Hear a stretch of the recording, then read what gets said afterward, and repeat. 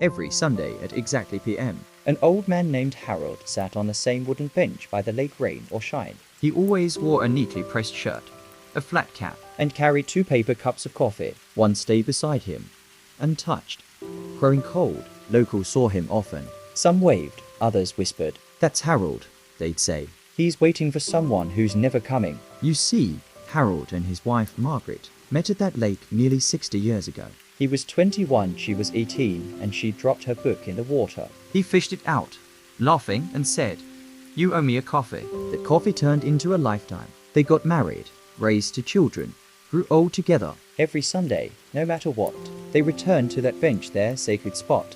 She called it. Even when her memory began to fade, she'd still ask, "Are we going to the lake today?" But 3 years ago, Margaret passed away. And Harold never stopped going.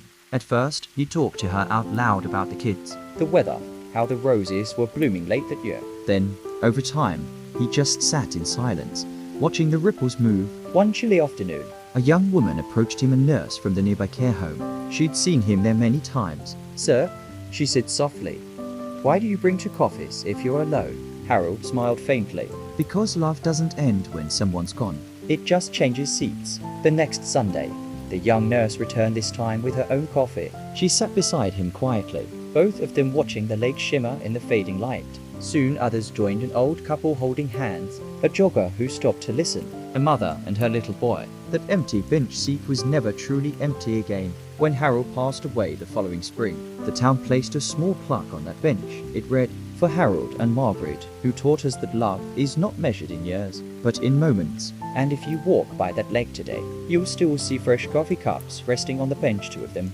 Always 2. if this story touched your heart, share it with someone you miss. Subscribe for more stories that remind us love never truly fades. It just finds new ways to stay.